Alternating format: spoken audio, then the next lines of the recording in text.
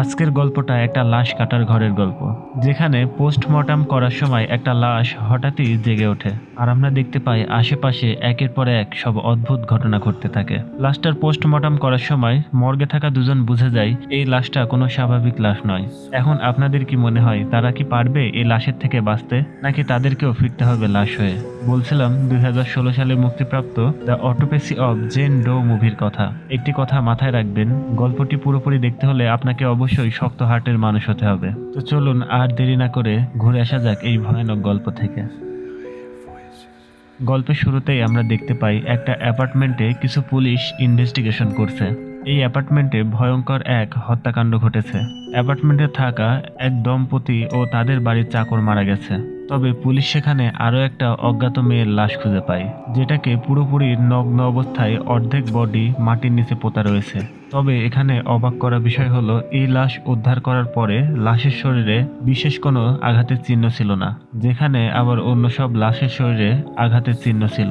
এই বিষয়টা দেখে পুলিশ বেশ ঘাবড়ে যায়। এখানে লাশের কোনো পরিচয় খুঁজে না পেয়ে পুলিশ লাশটার নাম দেয় জেন ডো।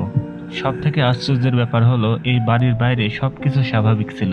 সেখানে কোথাও কোনো অপ্রীতিকর ঘটনার চিহ্ন ছিল না, বরং অ্যাপার্টমেন্ট দেখে মনে হচ্ছিল সবকিছুই যেন ঠিকঠাক আছে। এখানকার মানুষগুলো শুধু দৌড়ে এখান থেকে পালিয়ে গেছে, বা তারা কোনো ভয়ঙ্কর কোনো কিছু দেখে এখান থেকে পালিয়ে গেছে। আমরা অন্যদিকে শহরের একটি মর্গে টমি আর তার ছেলে অস্টিনকে একটা লাশের পোস্টমর্টম করতে দেখি। আসলে টমির কয়েক প্রজন্ম মর্গের যাবতীয় কাজ করে আছে, তাই টমিও চাই তার ছেলে অস্টিন এই পেশা রপ্ত করুক। এমন সময় তাদের ল্যাবে অস্টিনের গার্লফ্রেন্ড ইমা চলে আসে। তারা দুজন আজ রাতে বাইরে ঘুরতে যাবে। যদিও ইমা জীবনে প্রথমবার মর্গে এসেছে, সে কখনোই পোস্টমর্টম করার লাশ দেখেনি। যাওয়ার আগে অস্টিন ইমাকে পুরো মর্গটা ঘুরে দেখায়। তারা দুজন ঘুরতে ঘুরতে ফ্রিজ ঘরের সামনে চলে আসে। এই জায়গাতে অনেক লাশকে একসাথে ফ্রিজ আপ করা হয়। এই সময় ইমা তাকে খুব জোর করে লাশ দেখার জন্য। এমন অদ্ভুত আবদারে অস্টিন তার বাবার ভয়ে ইমাকে সাথে সাথে না করে দেয়। কিন্তু তাদের এমন কথাবার্তা শুনতে পেয়ে অস্টিনের বাবা টমি সেখানে চলে এসে বলে ইমাকে একটা লাশ দেখানো যেতে পারে। তখন অস্টিন ইমাকে একটি লাশ দেখায়, তবে সেই লাশটা দেখতে খুবই অদ্ভুত ছিল। আমরা দেখি লাশের পায়ে একটি ঘন্টা বাঁধা ছিল। ইমা এটা দেখে অনেকটা ঘাবড়ে যায়। সে জিজ্ঞাসা করে এই লাশটার পায়ে ঘন্টা বাঁধা কেন? তখন টমি ইমাকে বোঝায় অনেক সময় বোঝা যায় না মানুষটা মারা গেছে নাকি কোমায় চলে গেছে, তাই তার পায়ে ঘন্টা বেঁধে দেওয়া হয়। যদি কখনো ঘন্টার আওয়াজ পাওয়া যায় তাহলে আমরা ধরে নিই মানুষটা হয়তো কোমায় চলে গেছে। ইমা তখন জিজ্ঞাসা করে ওই লাশটার চেহারা এতটা বিভৎস কেন? টমি তখন বলে একে খুব কাছ থেকে গুলি করা হয়েছে, যার কারণে এর পুরো চেহারাটা নষ্ট হয়ে গেছে। এসব দেখে ইমা তো খুবই ভয় পায় এবং তার বেশ খারাপ লাগে। এরপর আমরা দেখি অস্টিন তার গার্লফ্রেন্ডের সাথে ডেটে যেতেই ছিল, কিন্তু ঠিক তখনই পুলিশ সেই অজ্ঞাত লাশটা নিয়ে ল্যাবে চলে আসে। পুলিশ তাদেরকে বলে যে করে হোক সকালের মধ্যে এই লাশটার পোস্টমর্টেম করে রিপোর্টটা দিয়ে দিতে, যাতে করে তারা সকালের মধ্যেই এই লাশের সকল তথ্য সংবাদ মাধ্যমে প্রচার করতে পারে এবং এই লাশের পরিচয় জেনে পরিবারের কাছে লাশটি হস্তান্তর করতে পারে। তার সাথে এই মার্ডারের পেছনে কারা আছে সেটা বের করতে পারে। ঠিক সে সময় আমরা দেখতে পাই টমির পোষা বিড়াল সেই লাশ দেখে হঠাৎই অনেক আওয়াজ করতে থাকে। এই আওয়াজ শুনে টমি বিড়ালটাকে সেখান থেকে তাড়িয়ে দেয়। টমি অস্টিন আর তার গার্লফ্রেন্ডকে ডেটে যেতে বলে, কিন্তু অস্টিন তার বাবাকে ছেড়ে কোনোভাবেই যেতে চায় না। তাই অস্টিন ইমাকে কথা দেয় খুব দ্রুতই আমি পোস্টমর্টম সেরে তোমার সাথে দেখা করতে আসছি। যদিও ইমা প্রথমে রেগে গিয়েছিল, কিন্তু তারপর টমির কথাই সে রাজি হয়। এরপর আমরা দেখি লাশের পোস্টমর্টমের জন্য বাপ বেটা রেডি হয়ে যায়। পুলিশ যাওয়ার পরপরই তারা দুজনে লাশটার পোস্টমর্টম শুরু করে। তারা দুজন এই অদ্ভুত লাশটি দেখে পুরো অবাক হয়ে যায়, কেননা এই লাশের গায়ে কোনো রকমের ক্ষত বা আঘাতের চিহ্নই ছিল না, কিন্তু তার শরীরের হাতের কবজি, পায়ের গোড়ালি এগুলো ভাঙা ছিল। এমনকি তার মুখের মধ্যে জিহ্বাটাও অর্ধেক কাটা ছিল, যেটা দেখে মনে হচ্ছিল কেউ খুব নৃশংসভাবে ধারালো কিছু দিয়ে তার জিহ্বাটা টেনে কেটে নিয়েছে, যেটা দেখতে খুবই বিভৎস ছিল। এমনকি তার গালের মধ্যে বাম দিকে নিচের পাটির একটা দাঁতও ছিল না।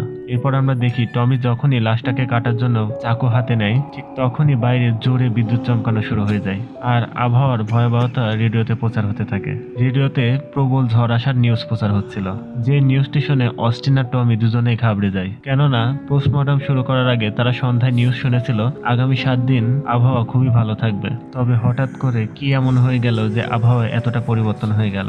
এরপরে টমি যখনই লাশটার বুকের মাঝ বরাবর কেটে ফেলে তখনই আরো অদ্ভুত দৃশ্য তাদের সামনে আসে। হঠাৎই লাশটার বুকের কাটা অংশ থেকে তাজা রক্ত গল গল করে বের হয়ে আসে। কিন্তু এটা কিভাবে সম্ভব? একটা মৃত মানুষের শরীর থেকে এভাবে তাজা রক্ত বের হবে? আর এই রক্তটা দেখে মনে হচ্ছিল ডো এখনো জীবিত আছে। এরপরে আরো অদ্ভুত অনেক কিছুই দেখা যায়, যেমন তার ভেতরের ফুসফুস পুরোটা জ্বলে গিয়েছিল। তার শরীরের ভেতরের অঙ্গ প্রত্যঙ্গগুলোকে দেখে মনে হচ্ছিল তার সেগুলোকে জ্বালিয়ে দেওয়া হয়েছে। কিন্তু লাশের উপরে কোনো ক্ষতচিহ্ন ছিল না, কিন্তু ভেতর থেকে সবকিছু যেন পুড়িয়ে ছাই করা। উপর থেকে লাশটাকে ভালো মনে হলেও লাশের ভেতরে পুরোপুরি বীভৎস করা। লাশের উপরের অংশটা যতটা স্বাভাবিক ছিল, ভেতরের অংশটা ততটাই ভয়ানক ছিল। তাকে বাইরে থেকে কোনো আঘাত না করেও ভেতর থেকে পুরোপুরি জ্বালিয়ে দেওয়া হয়েছে। কিন্তু এটা কিভাবে সম্ভব? তার জন্য তারা তাদের তদন্ত চালাতে থাকে। এরপরে আরো একটা অবাক করা বিষয় ঘটে। লাশটাকে দেখে মনে হচ্ছিল সে সম্প্রতি মারা গেছে। টমি তখন বলে এই মেয়ের আনুমানিক বয়স হতে পারে 26 থেকে 30 বছর। আমরা দেখি অস্টিন সেই লাশটার সকল অ্যাঙ্গেল থেকে একটা করে ছবি তোলে। এরপর দেখা যায় ছবি তোলার জন্য যখনই লাশের চোখের পাতাটি তোলা হয়, তখন চোখের মধ্যে ঘোলাটে ধূসর সাদা বর্ণ দেখে অস্টিন আরো ভয় পেয়ে যায়। এমনটা ঠিক তখনই হয় যখন লাশটি কয়েক মাস বা কয়েক বছর আগে মৃত্যুবরণ করে। লাশের বাহ্যিক অবস্থা দেখে মৃত্যু কিছুক্ষণ আগে হয়েছে বলে মনে হলেও চোখটি দেখে মনে হয় এটি কয়েক বছরের বা কয়েক মাসের পুরনো লাশ। এছাড়াও লাশটির শরীরের তাপমাত্রা স্বাভাবিকের থেকে অনেক বেশি ঠান্ডা ছিল। এই সব কিছু দেখে তারা দুজনে ক্রমশ কনফিউজড হয়ে যাচ্ছিল। এদিকে টমি দেখে জন ডোয়ের কোমরটা ছিল শরীরের থেকে অনেক বেশি চিকন। এটা একটা অস্বাভাবিক ব্যাপার। এরপর তারা তাদের তদন্তের এক পর্যায়ে লাশটির পাকস্থলী থেকে জেমসন লতা খুঁজে পায়। এই পাতাটি এতটাই বিষাক্ত ছিল যে এটা কেউ খেলে তার শরীরটা পুরোপুরি প্যারালাইজড হয়ে যাবে। তারপর তারা দুজন আরো একটি বই রিসার্চ করে জানতে পারে যে এই পাতাটা এখানে পাওয়া যায় না, এটা শুধু নর্থ আমেরিকাতেই পাওয়া যায়। এরপরে তার সাথে সাথে সেই লাশটার হাত পায়ের নখের মধ্যে বিশেষ এক ধরনের মাটি পাওয়া যায়, যে মাটিটি শুধুমাত্র ইংল্যান্ডে পাওয়া যায়। আর এই মাটির একটা অসাধারণ বৈশিষ্ট্য হচ্ছে এই মাটির সাহায্যে আগুন জ্বালানো যায়। আগেকার যুগের লোকেরা এই মাটি শুকিয়ে আগুন জ্বালাতো। এখানে দেখে লাশটাকে এমন মনে হচ্ছিল তাকে যেন পুড়িয়ে মারার জন্য এই মাটির মধ্যেই পুঁতে রাখা হয়। একটা পর্যায়ে টমি বোর্ডে ডেড বডির সকল পার্টের ছবি এঁকে তার পাশে সবগুলো তথ্য লিখে রাখে এবং পরীক্ষা করতে করতে বলে 15 বছর আগে আমি ঠিক এমনই একটা জটিল কেস পেয়েছিলাম, যেখানে দুটো মেয়েকে তাদের হাত পায়ের সাথে শক্ত করে দড়ি দিয়ে বেঁধে রাখা হয়েছিল, যার কারণে হাত পায়ের গোড়ালি ভেঙে যায়। আর এভাবে শক্ত করে বেঁধে রাখা হয়েছিল যেন তারা কোথাও পালিয়ে না যেতে পারে। সাথে সাথে তার জিহ্বাটিও কেটে ফেলা হয়েছিল, যাতে করে তারা চিৎকার করে কারো সাহায্য না নিতে পারে। এসব পরীক্ষা করে তারা এটা অনুমান করে যে এই মেয়েকে হয়তো জোর করে তারা দেহ ব্যবসা করার জন্য তুলে নিয়ে যাচ্ছিল। ঠিক তারপর পরে অস্টিন ক্যামেরা দিয়ে তার মুখের একটা ছবি তুলতে যায়। তখন সে লক্ষ্য করে তার নাকটা কেমন জানি একটু লড়ে উঠল। সেটা তারা আরো ভালোভাবে লক্ষ্য করলে দেখে নাকের মধ্যে থেকে তাজা রক্ত বেরিয়ে আসছে। ঠিক তখনই সে লাশটার নাকের মধ্যে থেকে একটা মাছি বের হয়ে ভনভন করে উড়ে যায়। তারা দুজন তো বুঝতে পারে না তাদের সাথে এটি কি হচ্ছে। মৃত লাশের ভেতর থেকে হঠাৎ রক্ত কিভাবে বেরিয়ে আসতে পারে, এটা ছিল একেবারে গা হিম করা একটা ব্যাপার। তারপরে টমির নজর যায় তার খোলা মুখের দিকে। সেখান থেকে একটা অদ্ভুত সাদা সুতো দেখতে পাওয়া যায় এবং সেটাকে ছন্নি দিয়ে টেনে বাইরে বের করে আনা হয়। সেটা আরো তদন্ত করার জন্য একটা পলিথিনে রেখে দেওয়া হয়। এরপরে টমি প্রাইভেট পার্ট তদন্ত করে দেখতে পায় সেখানেও অনেক ক্ষত চিহ্ন ছিল। এত কিছু দেখার পরেও ঠিক কি কারণে যে তার মৃত্যু হয়েছে তা টমি কোনোভাবেই অনুমান করতে পারছিল না। কিছুক্ষণ পর হঠাৎ করে তারা বাইরে কোনো কিছুর একটা শব্দ শুনতে পায়। কিসের শব্দ এটা দেখতে অস্টিন হল রুমে চলে যায়। আর এখানে এসে সে বুঝতে পারে আসলে শব্দটা রুমের ভেন্টিলেশন থেকে আসছে।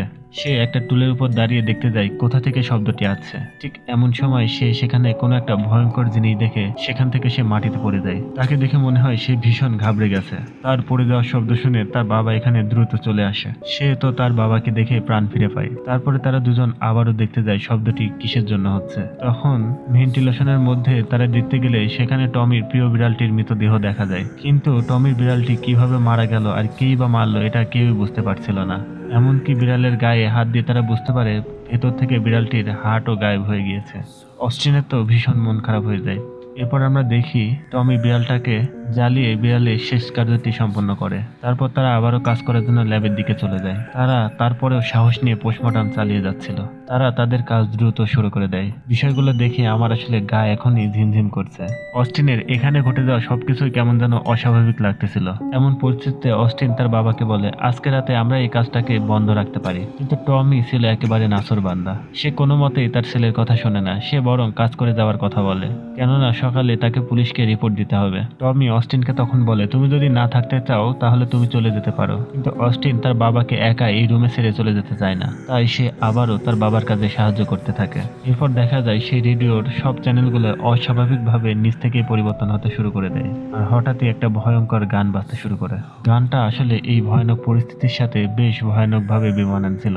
গানটির কথা ছিল কিছুটা এমন, open your heart and live the sunshine. গানটির অর্থ কিছুটা এমন ছিল, যদি তুমি তোমার জীবনকে অসুখী মনে করো এবং যদি কোনো পাপ কাজ করে থাকো, তাহলে শয়তান তোমার কাছে আসবে আর শয়তান তোমাকে বশ করে নিবে, সে তোমার ক্ষতি করবে। যদি তুমি সাহসিকতার সাথে মোকাবেলা করো তাহলে তুমি জয়ী হবে। এই গানটা আসলে কোনো কিছুর একটা সংকেত দিচ্ছিল। এটা আমরা গল্প শেষে হয়তো বা ক্লিয়ার ভাবে বুঝতে পারবো। সেটার জন্য পুরো গল্পটা আপনাদেরকে মনোযোগ দিয়ে দেখতে হবে। এত ভয়ানক পরিস্থিতিতেও তারা দুজন কাজ চালিয়ে যায়। এদের সাহস দেখলে আমার তো মাথা ঘুরে যাচ্ছে। তারা অনেক নিষ্ঠার সাথে তাদের কাজ চালিয়ে যাচ্ছিল। এরপরে তারা আবার লাশটার পেটের মধ্যে থেকে একটা কাপড়ের টুকরো বের করে আনে। কাপড়টা খুলতেই তারা দেখে লাশের মুখের ভেতরে যে দাঁতটা গায়েব ছিল সেই দাঁতটা এই কাপড়ের মধ্যে আছে। আরো আশ্চর্যের ব্যাপার ছিল যে এটা তার পেটের মধ্যে যে কেমিক্যাল গুলো ছিল তাতে এই কাপড়গুলো এতদিনে নিশ্চিহ্ন হয়ে যাওয়ার কথা, কিন্তু কাপড়টি একেবারে ভালোই আছে। এমনকি এর উপরে কি লেখা ছিল তা স্পষ্টই বোঝা যাচ্ছিল। এমনকি এই কাপড়ে বেশ কিছু রোমান সংখ্যায় কিছু সংকেত লেখা ছিল যেগুলো কালো জাদুতে ব্যবহার করা হয়। তারা এটা দেখে মনে করে যে এটা কোনো ব্ল্যাক ম্যাজিকের অংশ হতে পারে। তারপর লাশের শরীর থেকে তারা চামড়াটি আলাদা করার পরে তারা দেখতে পায় কাপড়ের উপরে লেখার মতো হুবহু সে চামড়ার উপরেও বেশ কিছু নকশা তৈরি করা ছিল, এমনকি রোমান সংখ্যার সংকেত লেখা ছিল। এটা দেখে তারা পুরোপুরি নিশ্চিত হয় এই লাশের উপরে আসলে কোনো ব্ল্যাক ম্যাজিক করেই লাশটাকে মারা হয়েছে। এদিকে তাদের তদন্তের জন্য তারা যখনই লাশটাকে আরো কাটতে থাকে তখন হঠাৎ করে তাদের রুমের সকল লাইট ব্লাস্ট হয়ে পুরো রুমটি অন্ধকার হয়ে যায়। তারা ফ্ল্যাশ লাইট অন করলে দেখতে পায় যে সেখানে থাকা সকল লাশগুলো গায়েব হয়ে গেছে, শুধুমাত্র সেখানে জেন ডোয়ের লাশটাই পড়েছিল।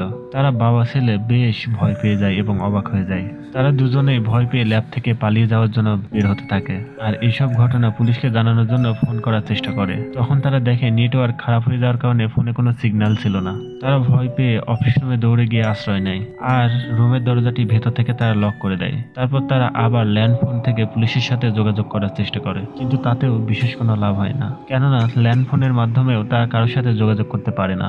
তারা এই অফিস রুমের মধ্যে দুজনে বন্দী হয়ে থাকে। এই রুমের বাইরে যাওয়ার জন্য তাদের সামনে কোনো পথই খোলা ছিল না। এখন তারা দুজন খুব ভালোভাবে বুঝতে পেরেছে যে তাদের সাথে ভয়ানক কিছু খারাপ কিছু ঘটতে চলেছে। তারা বাঁচার জন্য অনেক উপায় খুঁজতে থাকে, কিন্তু তাদের সামনে কোনো উপায় যেন আর কাজ করছিল না। তখন তারা এখান থেকে মুক্তি পাওয়ার জন্য সিঁড়িঘরের দিকে যায়, কিন্তু এদিকে এসে তারা দেখে মর্গের কোনো লিফটই আর কাজ করছিল না।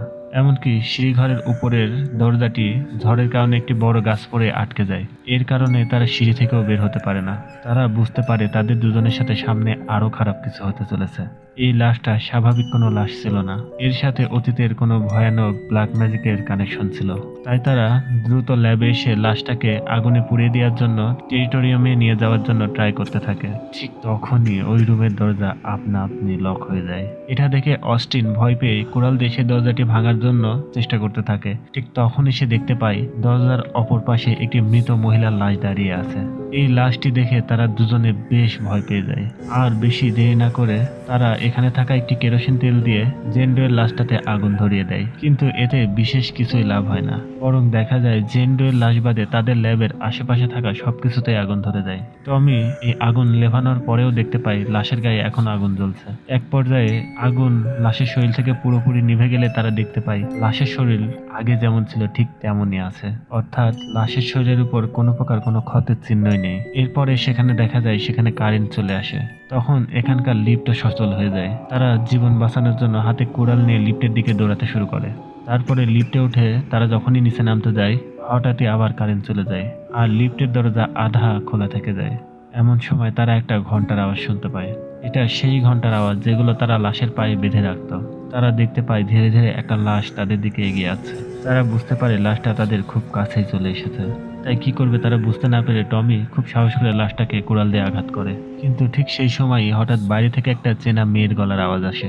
সেটা দেখতে লিফটের বাইরে বের হলে অস্টিন দেখতে পায় এটা কোনো লাশ ছিল না, এটা ছিল বরং তার ছেলের গার্লফ্রেন্ড ইমা। ইমার রাতে মর্গে এসে অস্টিনকে ডিনাই নিয়ে যাওয়ার কথা ছিল, কিন্তু তারা ভুল করে ইমাকেই মেরে ফেলেছে। অস্টিন তার গার্লফ্রেন্ডের জন্য অনেক কান্না করতে থাকে। তারা দুজনেই বেশ কষ্ট পায়। তারা বুঝতে পারে তারা কোনো ভুলের মধ্যে আছে এবং এর জন্য তারা এসব করে ফেলছে। এগুলো আর অন্য কোনো কিছুর জন্যই হচ্ছে না, বরং ওই লাশটার জন্যই হচ্ছে। তারা দুজনে উপায় না পেয়ে আবার ল্যাবের দিকে ফিরে যায় এবং তাদের তদন্ত আবার শুরু করে দেয়। এরপরে তারা লাশের ব্রেন সেলস পরীক্ষা করে এবং তারা সেখানে দেখতে পায় লাশের ব্রেন সেলটা এখনো কাজ করছে, অর্থাৎ লাশটার ব্রেন সেল এখনো জীবিত ছিল। এ থেকেই তারা বুঝতে পারে কোনো না কোনোভাবে এই লাশটা জীবিত আছে এখনো। এতে তারা আরো হতাশ হয়ে যায়, কেননা কি করে একটা লাশের উপরে এত অস্ত্রোপচার করার পরেও সেটা জীবিত থাকতে পারে। আর সব থেকে বড় ব্যাপার হচ্ছে এতক্ষণ ধরে এই লাশের পরে যে অস্ত্রোপচার করা হয়েছে সবকিছু এই লাশটি অনুভব করতে পেরেছে। এটি জানতে পেরে তারা দুজনে ভেতর থেকে পুরোটা অস্থির হয়ে ওঠে।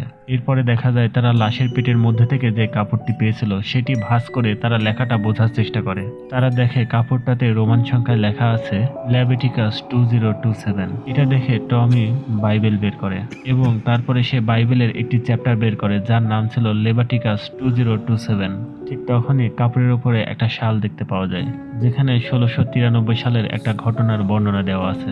তখন তৎকালীন সময়ে নর্থ আমেরিকাতে একটা প্রথা চালু ছিল। সেখানকার নিষ্পাপ মেয়েদের ডাইনি আখ্যা দিয়ে তাদেরকে বিভিন্ন ধরনের অত্যাচার করা হতো এবং তাদেরকে নির্যাতন করা হতো। তারা বুঝতে পারে এই লাশটা ওই মেয়েদেরই একজন। ওই সময়কালে যারা এই নিরীহ মেয়েদের অত্যাচার করত তারা মূলত এক প্রকারের মানসিক রোগী ছিল। তারা না বুঝে এদের উপরে নির্মম অত্যাচার চালিয়েছে। এমনকি এমনও হয়েছে মেয়েদের বাজারে এনে জীবিত নগ্ন করে আগুন দিয়ে পুড়িয়ে ফেলা হয়েছে এবং এক পর্যায়ে সে ডাইনিতে পরিণত হয়েছে। মূলত সে তার উপরে ঘটে যাওয়া সকল অন্যায়ের বদলা নিতে চায়। অর্থাৎ এই লাশের শরীরটা 1693 সাল থেকে এখন পর্যন্ত জীবিত আছে। মূলত এই লাশের শরীরটা হলো একটা শয়তানের শরীর। অস্টিন তখন তার বাবাকে জিজ্ঞাসা করে এই লাশের আত্মাটা আমাদের পেছনে কেন পড়ে আছে, আমাদের কেন ক্ষতি করতে চায়, আমরা তো ওর কোনো ক্ষতি করিনি। তারপর টমি বলে সে তার উপর হওয়া সকল অত্যাচারের প্রতিশোধ নিতে চায়। আমরা ময়নাতদন্তের জন্য তার উপরে যে অস্ত্র চালিয়েছি, এমনকি ময়নাতদন্তের কাজ সম্পন্ন করতে গিয়েছি সেটাতে সে অনেক ব্যথা পেয়েছে, এখন যার কারণে সে ওই সমপরিমাণ ব্যথা আমাদের ফিরিয়ে দিতে চায়। ঠিক এমন সময় বাইরে থেকে অন্য সব লাশেরা এসে দরজা ধাক্কাতে থাকে। তারা ভেতরে আসার চেষ্টা করে। এমন পরিস্থিতিতে অস্টিন দরজার কাছে গিয়ে তাদের থামানোর চেষ্টা করে। টমি বুঝে যায় তখন এই লাশকে আর কোনোভাবে থামানো সম্ভব না। তাই সে লাশের কাছে গিয়ে বলে তুমি আমার উপরে যত ধরনের অত্যাচার করতে চাও করতে পারো, আমি তাতে কোনো প্রকার বাধা দিব না, কিন্তু তুমি আমার ছেলেকে ছেড়ে দাও, তার কোনো ক্ষতি করো না। আসলে বাবারা সবসময় এমনই হয়, নিজের সবটুকু বিলিয়ে দেয় তাদের সন্তানদের জন্য। ঠিক তখনই অস্বাভাবিকভাবে টমির দুই হাতের কবজি এবং পায়ের গোড়ালি ওই লাশের মতো করেই ভেঙে যায় এবং তার চোখের মধ্যে সাদা হয়ে যেতে শুরু করে। আর তার সাথে সাথে আমরা দেখতে পাই লাশটাও অস্বাভাবিকভাবে পরিবর্তন হতে শুরু করে। তার শরীরের ভাঙা কবজি, ভাঙা গোড়ালি সবকিছু ঠিক হয়ে যেতে থাকে, এমনকি তার কেটে ফেলা শরীরও ঠিক হয়ে যেতে থাকে। কিন্তু টমির এমন ভয়ঙ্কর যন্ত্রণাদায়ক মৃত্যু অস্টিন চোখের সামনে কোনোভাবেই মেনে নিতে পারে না। তাই সে তার বাবাকে এই যন্ত্রণা থেকে মুক্তি দেওয়ার জন্য ছুরি দিয়ে নিজের বাবাকে হত্যা করে দেয়, যেটাই ছিল এই মুভির সব থেকে হৃদয় বিদারক এবং ভয়ানক দৃশ্য। কিন্তু টমির এই মৃত্যুর ফলে লাশটা পুরোপুরি ঠিক হতে পারে না। তাই লাশটার রাগ আর ক্ষোভ এখনো পুরোপুরি শেষ হয় না। সে বরং অস্টিনের উপরে আরো বেশি রেগে যায়, কারণ সে না বুঝে তার বাবাকে হত্যা করে ফেলেছে এবং জেন্ডো এর কাজে সে বাধা সৃষ্টি করেছে। তবে এই রুমটাও দেখা যায় আগের মতো স্বাভাবিক হতে শুরু করে, সবকিছুই যেন আবার শান্ত হয়ে যায়। অন্যান্য সব লাশও হঠাৎই তার জায়গায় কিভাবে যেন ফিরে আসে। তারপর আমরা দেখি অস্টিন আবারও ল্যাব থেকে পালিয়ে যাওয়ার চেষ্টা করে, কিন্তু সে ব্যর্থ হয়। এরপরে সে দূর থেকে তার বাবার হেঁটে আসার আওয়াজ শুনতে পায়। সে কোনো কিছু বুঝতে না পেরে সেখানে থমকে যায়। তারপরে সে তার বাবার লাশের আওয়াজ কোথা থেকে আসে এটা সে পিছু করতে করতে হঠাৎই তার বাবার জীবিত লাশ তার পেছন থেকে তার সামনে চলে আসে। এই দৃশ্য দেখে সে আতঙ্কে সেখান থেকে পা পিছলে পড়ে যায় আর তার মাথাটি ফেটে সেখানে সেও মৃত্যুবরণ করে। এর পরের দিনই পুলিশ মর্গে আসে লাশের পোস্টমর্টেম রিপোর্ট নেওয়ার জন্য, কিন্তু তারা এখানে এসে দেখতে পায় আগের ক্রাইম সিনের মতো এখানেও 3টা লাশ পড়ে আছে, যেখানে প্রথম ক্রাইম সিনে তারা 4টা লাশ দেখতে পেয়েছিল। এই লাশগুলো দেখেও মনে হচ্ছিল তাদেরকে খুব নৃশংসভাবে হত্যা করা হয়েছে, কিন্তু জেন্ডোয়ের লাশে কিছুই হয়নি। সেই লাশটা আগেও যেমন দেখতে ছিল এখনো হুবহু ঠিক তেমনই আছে, তার শরীরে কোনো প্রকার কাটার চিহ্ন পর্যন্ত নেই। তবে পুলিশ এতটুকু বুঝতে পারে এই লাশটার মধ্যে নিশ্চিত কোনো ঝামেলা আছে। এরপর দেখা যায় পুলিশ এই লাশটাকে আবারও একটি অন্য মর্গে পাঠায় পোস্টমর্টেম করার জন্য। এখানে অবাক করার ব্যাপার হলো যে অ্যাম্বুলেন্সে লাশটাকে নিয়ে যাওয়া হচ্ছিল সেই অ্যাম্বুলেন্সে অলৌকিকভাবে সেই গানটাই বাজছিল, open your heart and live the sunshine. সেই সাথে সাথে দেখা যায় খুব অস্বাভাবিকভাবেই হঠাৎ করে সেই লাশটার পায়ের আঙুল এইভাবে নড়ে ওঠে। অর্থাৎ এই গানটা অশুভ কোনো কিছুরই সংকেত দেয়, যেমনটা এর আগে আমি বলেছিলাম। আর এখানে আমাদের এই ভয়ানক গল্পটা শেষ হয়ে যায়। যাই হোক, এই গল্পটা এক্সপ্লেন করতে গিয়ে আমারই গলা শুকিয়ে গেছে। জানি না আপনাদের গল্পটি কেমন লাগলো। যদি ভালো লেগে থাকে তাহলে অবশ্যই ভিডিওটিতে একটি লাইক আর কমেন্ট করতে ভুলবেন না। আর এমনই সব ভয়ানক গল্প পেতে হলে আমাদের চ্যানেলটিকে সাবস্ক্রাইব করে রাখবেন।